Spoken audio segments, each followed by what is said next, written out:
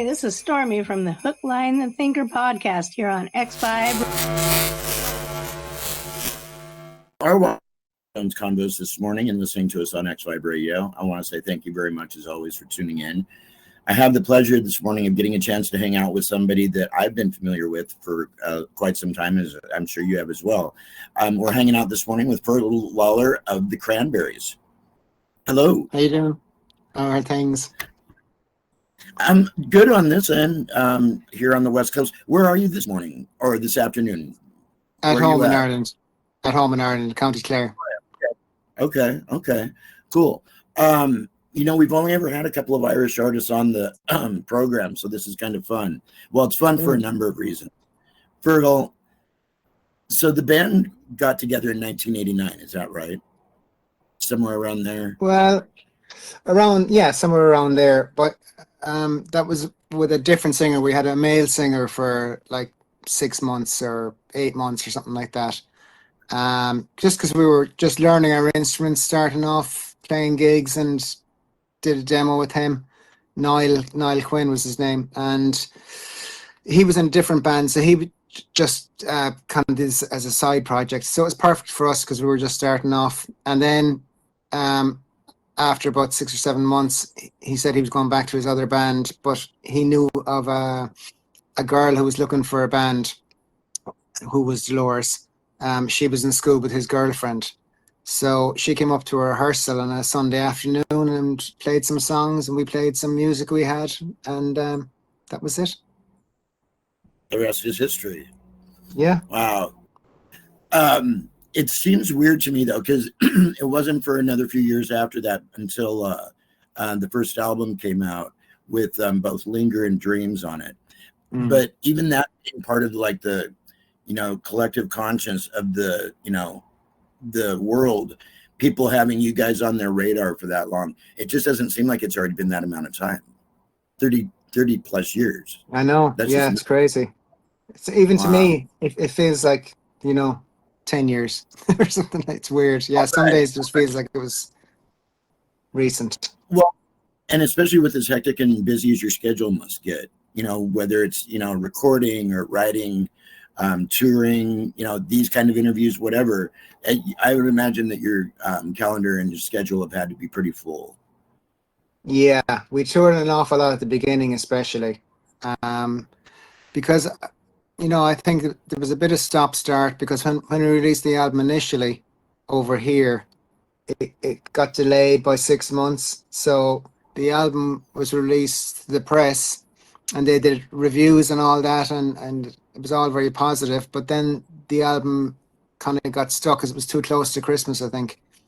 So it wasn't released for 6 months afterwards. So by the time it actually came out, the press and media kind of said, well, we had reviewed that 6 months ago. It's kind of old news. We moved on, and we were touring around, not many people in the venues. Luckily, our A&R guy, Denny Cordell, we were signed to the Island in New York. So he was working in the States, plugging us in college radio and that. So by the time we got to the States, Linger had taken off in college radio, and we were playing to full clubs. It was fantastic. Nice. Wow, what a trip. So you said when you guys first came together, though, you started playing your instruments pretty much at that point? So like you hadn't done drums or anything? Had you done drums at all prior to that? No. Really? We actually, how myself, Noel, and Mike met, we were around 14 and we were breakdancers into hip-hop. And that's how we met. Yeah, crazy, I know. And then as time went on, we got into the Smiths, The Cure, Joy Division, those kind of bands. And then saw some local bands playing daytime shows and kind of said, geez, would we get instruments? And then, I would have been 17 when I started playing. Noel would have been 16 and Mike would have been 15. So we were kind of late starters, Breakdancing? Yeah, believe it or not. So is there any like I don't know, like photographic evidence or video evidence of any of your escapades as a b-boy? I don't know. I haven't seen any photographs of that for a while, so I must have a look around and see. You should, and then share it with us. Send it on over, and we'll post for the world to see. The reason why I kind of get a kick out of that is because of the fact, having been a DJ since like 1984, the breakdance style, especially like the freestyle and a lot of that type of music, was always one of my favorites. Yeah. So, and you know, it's like between the culture itself and the music, obviously, you know, it's like there was some amazing stuff happening at that point in time. Incredible. And it was such oh my gosh. And I'm not going to ask an age or anything, but when it came to like clubs in the what area did you grow up in, or what area? I know Limerick. Yeah, Limerick. Okay. Yeah. And I don't know, and I apologize because I don't know that much about the layout of Ireland. I know we've had a artist by the name of Roseboro on with us before, and Glenn's out of Derry, so I don't know how close. Like Derry would be more up north, whereas we're southwest, kind of. Okay, cool. But what was the club scene like? I mean, back in that time, were you guys like actually like hitting the nightclubs at all, or Yeah, that's where we first started playing. Gigs didn't start till like 11:30, so it was late. Right. Pubs would close at 11, then the clubs would open up and you'd play your gig in the club, and it would be 11:30 going on stage, kind of thing. That's changed now. It's more like 9 o'clock for clubs and gigs and stuff like that. Sometimes 7, depending on where you're at. Okay. Right after they have their dinner and before they go to bed, or before Perfect. yeah. Right. Wow. Okay. Cool. No, it's funny though, because as soon as you said that about the breakdancing, it's like now I've got images of you in my head being all like b-boyed out. Yeah, totally. Yeah.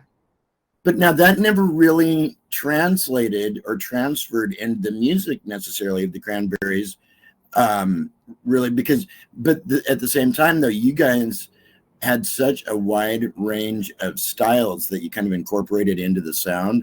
But yeah, the beatbox was not one of them that I could really pick up on. No, definitely not. No, I think we had changed too much by that stage. We had, gotten into the Cure and the Smiths and more alternative stuff. So that was kind of, I suppose, the influence there. Okay. Yeah, and it's funny because now you go online and you put in the Cranberries, and you can hear all these amazing mixes that people have done of you guys, and like what your drum style could be at like 124 beats per minute, release of, or is it the release or the re-release of the Unplugged set? No, it's the first time. Yeah, first time it was released. It was something we were thinking about for a while, and we spoke to the rec company about it, and they said they'd go and check with MTV and see licensing and all that, because MTV owned the rights to it. So they took care of all that stuff, and then we released it for the first time ever, and it's fantastic to have it out there, because it's a different perspective, I think, because it's more intimate. That acoustic thing. We had done a lot of acoustic shows at radio stations and in-store and record stores and that over the years. So it was nice when we were asked to do Unplugged. It was such an honor, because we had seen a few of the shows that had been aired previously, and it was like, oh wow, this is a great thing to get to be asked to do, So yeah. And it wasn't like it was every artist that came along that got a chance to be on Unplugged. It was pretty selective as far as the not just the caliber, but also the artists themselves as to who would get the invitation to go on and do that. The intimacy that you were talking about, I'll bet, going from arenas and stadiums down to probably studio audience of maybe 100, if that. Yeah. Okay. Yeah, so around that, I'd say, yeah. Okay, yeah. So that, but then again, though, too, you guys had played probably pubs and clubs before too that had smaller. Yeah. Okay. We weren't nervous about it in any way. Apart from Zombie, I think was the only one maybe that we might have been a little bit concerned about. But we had played with the string section, the electric strings, a number of times before. So we did a rehearsal with them and kind of got them to just like push the cellos or whatever in the chorus, to make it a bit more powerful. But apart from that song, everything else we were really relaxed about. And It went really well. It was very relaxed, the whole thing. People were sitting on the ground, and it was just really cool. Big old friends coffee cups, like, you know, Yeah.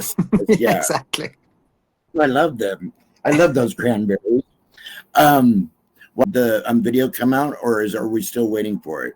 I think it's out. It's due out very soon, if this is not out already. Yeah, it's definitely around the start of November. So okay, I don't know the technicalities. Which also explains the timing too for our getting a chance to talk this morning, just in preparation for that. I know that the response is going to be amazing if it isn't already. You know, the Cranberries have been a absolutely favorite band for so many people for some time, and even with you know, the passing of Dolores a few years back, it's just, you know, you guys just, I don't know what it was about the band. Zombie, what you were saying a little bit ago, Linger in Dreams, I think, and I know you've heard this a million times, so forgive me, but Linger in Dreams, I think, is what like got you guys set in the mindset and in the ear systems of the world. But Zombie, though, took on a complete life of its own, and you know, it's been covered by a number of artists. But it happens to be such a fan favorite that if people aren't familiar with your earlier tracks, you play Zombie and oh yeah, they know exactly who you guys are. When it comes to the writing aspect of the band and the songs and all that, you were a pretty key part of that, weren't you? Or aren't you? The way it worked was usually Dolores would come in with either keyboard or guitar, and she'd start playing some chords, no vocals or anything, just playing chords, and we'd listen and kind of start adding our bits to it slowly but surely. And then she started adding vocals and melodies and that on top. Other times Noel would come in with some guitar parts and start playing. We kind of listen and kind of get an idea, and just everyone adds in their bits. And then Dolores would take a tape of that home, listen to it over and over, and then come back with the vocals and melody and lyrics and all that kind of stuff.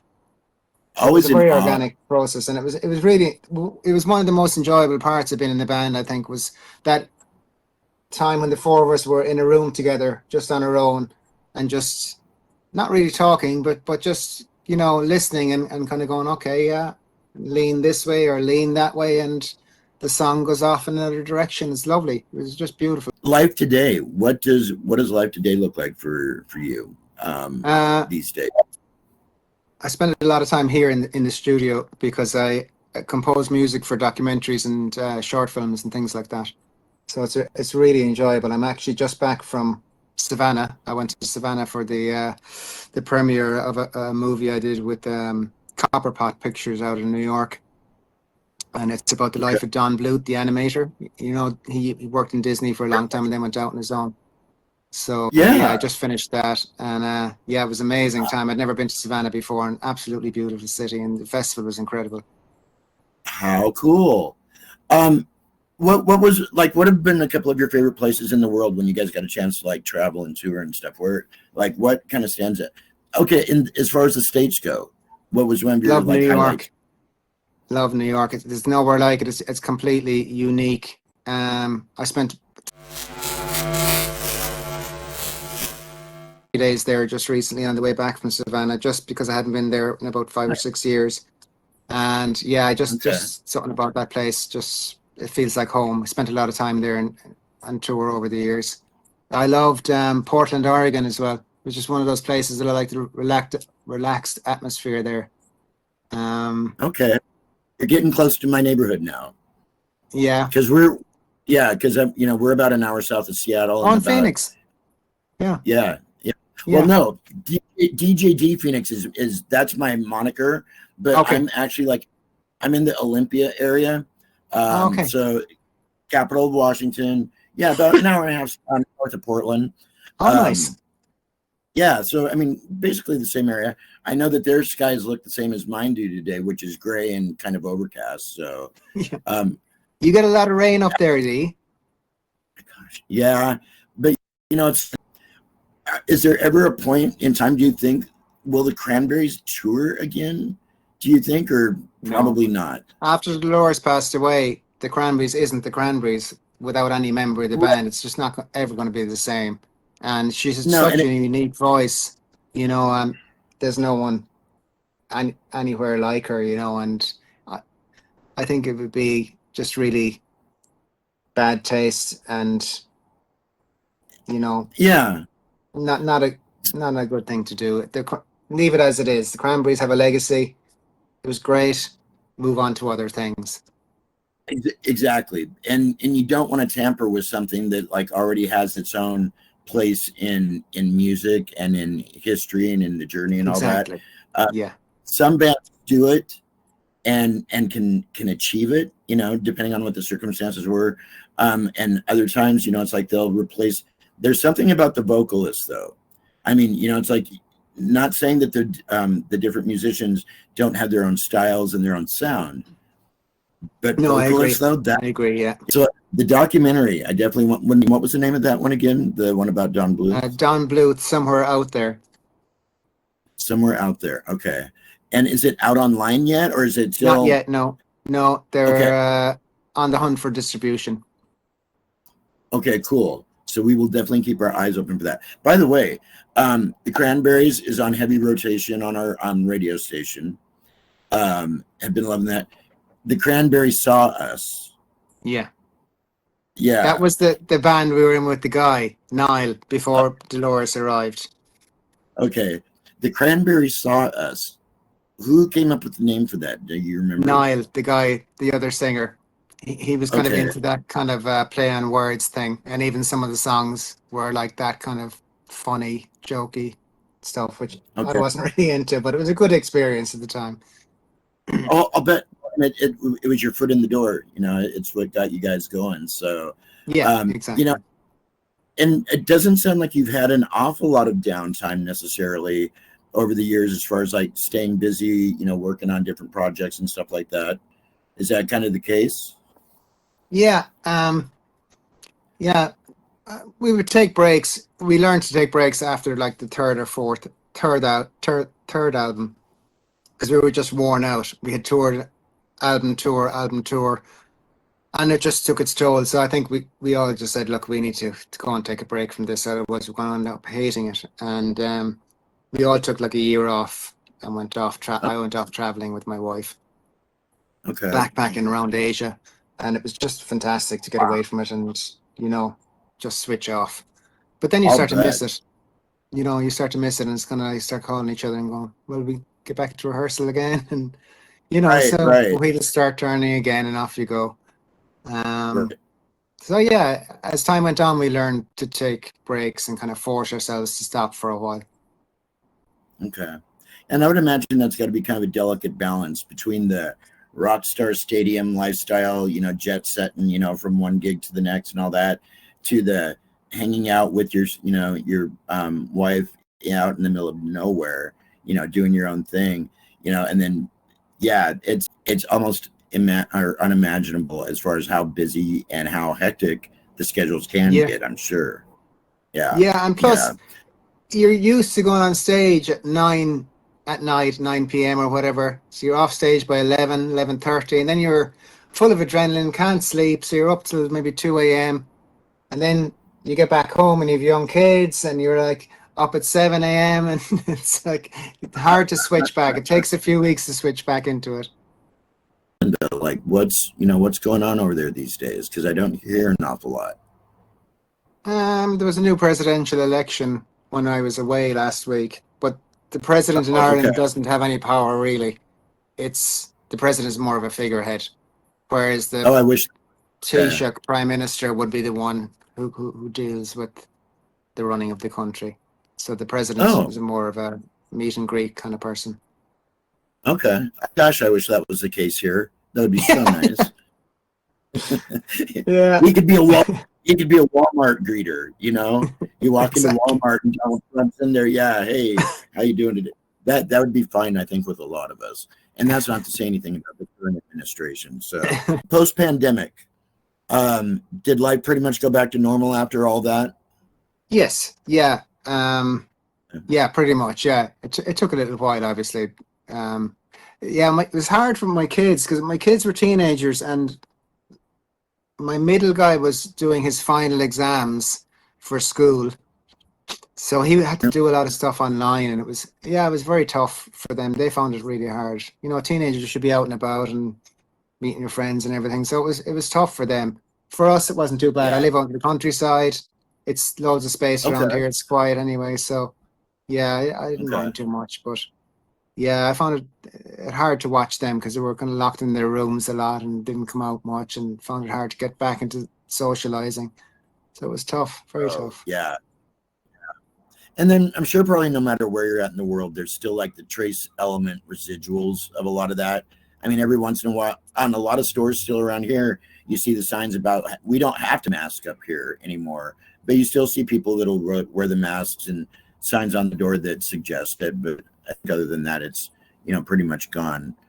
So that's it. I see people wearing masks and kind of go, oh, you know, get reminded of it again. It's like, was that real? You know, it's like a dream. Right, it's crazy. Right.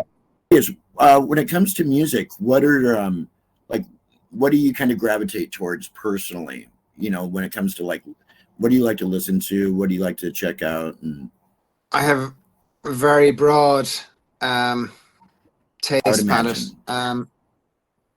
Alternative music, rock, that kind of thing would be big on the list.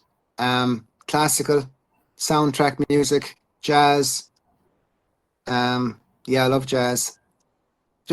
I love jazz when I'm cooking. I cook a lot. And on a Sunday, I'll always cook like a Sunday dinner, like a big Sunday dinner. All the kids sit down and we'll have a big dinner together. So what time? When I'm preparing, I'll put on some jazz. Cool. And cool. What leave it on. What time is dinner?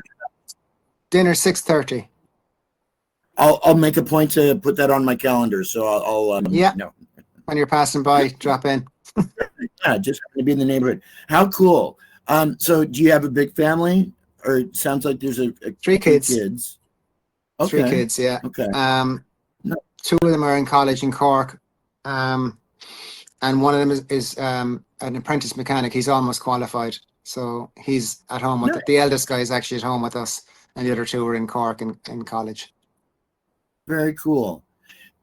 The west coast of Ireland is really magical. Yeah, it is incredible. It's just more space here. Okay. So where we see like, Dover, maybe that's what I'm thinking. Like the cliffs that we see. That's in the UK. Oh, yeah. Okay. The White Cliffs of Dover, yeah. I've seen them many as a time because we used to get the ferry from Dover to Calais when we were touring. So the bus would drive onto the ferry, and then you'd be up on deck looking out, and you're watching the White Cliffs in the distance as you sail over to France. Wow. Beautiful. Wow. That's all. Beautiful. Yeah, I'll bet. Oh my gosh. You probably wouldn't trade it for anywhere in the world either. If you had to live somewhere else though, in the world, where do you think you guys would land? Could be a bucket list. Maybe Italy. Yeah, I spent a lot of time in Italy on holidays and that, and I go every year to Italy.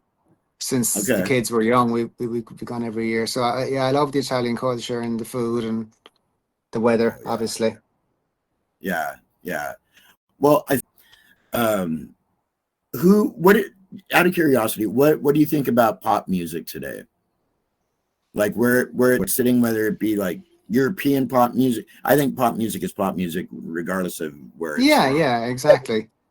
I don't know, a lot of it is kind of sounds the same. It sounds very manufactured. It's like I'd hear my kids sometimes playing some pop song or whatever, and I'd say, oh, is that such and such an artist? And they go, oh no, this is someone else. And I say, but it sounds exactly like artist A, you know, and exactly, you know, that's what, there's no originality. I mean, pop music back in the 60s, 70s, 80s even was good. There was some good pop music there, but now, God, I don't know.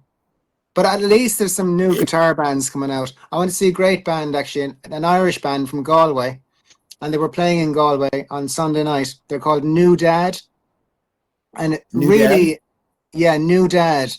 They're real 90s kind of vibe. Female singer, heavy wall of guitars, kind of like Smashing Pumpkins, Garbage, you know, that kind of vibe. They were great, really great to see young kids playing that kind of music again. It's refreshing, you know. And it's funny because maybe they said the same thing years ago, and I just don't remember them saying it. But as we're getting older, here a while back, I saw in downtown Olympia one day driving just through town, and at that point, you hadn't seen it around that much. It's a little bit more so now, but a whole new generation of punk rockers, and not like the gutter kids, but like the kids that really took time in their look, you know, their look and their style and everything. I thought, that makes me, you know, that does my heart well. There's So, hope for us. Yeah, exactly. But when it comes, first of all, once again, guys, you're listening to the Groove Zone on X-Vibe Radio. This is KONVOS, and I've been hanging this morning for a little while with FERGAL LAWLER of the Cranberries. If you're not already familiar with them, turn on or go onto YouTube or anywhere online, put in Cranberries, and you'll be like, oh, of course. And most of you don't even have to do that. Anyway, I've been hanging out with Fergal for a while this morning. And you've also been watching us on our YouTube channel here online. So what does the rest of the day look like for you? What you got going on later? Well, dinner. What time? It's almost 6 o'clock. Okay. Oh, yeah, it's almost 6 o'clock. So I'll be doing dinner. Okay. I'm doing okay. chicken ramen from scratch. Nice. Now, you're making it, or somebody in the family? Yeah, I'm making it. Yeah. I'll tell you, I got to write down dinner time so I remember this. That's for sure. Any kudos or any highs and anything that you'd like to say to anybody while we're on? No, just that this evening, then after dinner, I'll be watching Slow Horses. Have you seen that show? No. Slow Horses? Oh my God. No. You like Gary Oldman, the actor? Yes. Well, what's he he's doing? outstanding in it. It's about spies in the UK, and they're kind of ousted from like the MI5, and they're in this small little shitty apartment where they work out of, and they're the dregs of spy society, but they're actually really, really good team. So yeah, it's so funny. He's hysterical in it. Slow Horses. Yeah, Slow Horses. Definitely check it out. Yeah, it's fantastic. So the new season, which is season 5, I think, just started. So we watched a couple of them last night. So I'm going to watch a few more. So I'm totally kind of like out of it when somebody goes, "Oh yeah, there's such and such." It's like not a clue. I had no idea. So I will definitely look into that. I was in New York, actually. Yeah, speaking of art, I went to MoMA in New York, and there was an exhibition of Ruth Asawa, I think is her name. She's from San Francisco. But yeah, that was absolutely incredible. A lot of sculpture made from wire, small little wire, like knitted together to make trees, and just beautiful. It was like seaweed, some of it. It's incredible. Yeah. Wow. New York is a great place for that kind of thing. I don't know how much time you've ever spent there at a shot, but I know, having been out there enough times and having spent some relatively significant time there, you can't just like go into New York for like a couple of days and barely even begin to touch what it has to offer. You've got to be there for some time. Oh yeah. Definitely. Yeah. I hope to make it back one of these days for sure. Okay, so Fergal, before we go, what's your word to the world? What would you tell the audience and everybody listening and watching today? Oh, just thank you so much for all your support over the years. It's been incredible, and I can't believe that a new generation has discovered the band. It's so flattering and humbling, and you know, it really is. It's genuinely something that we're all blown away by. This has been totally enjoyable. I've had a really, really good time talking with you today, so I appreciate that. Me too. Thanks, Darren. Thanks very much. Cool. I really appreciate it. You bet. Anytime. And then, mister, door's always open. So, I would like to think that you and I will get a chance to connect again at some point and catch up again. Excellent. Thank you so much. Really appreciate it. You bet. Okay. Guys, don't go anywhere. What we do. Yeah.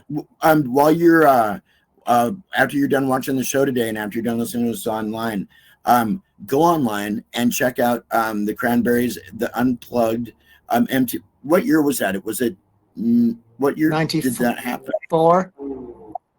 94 or 5. Yeah. Okay. So yeah, but anyway, whether it's online or wherever, check into it, and it's incredible.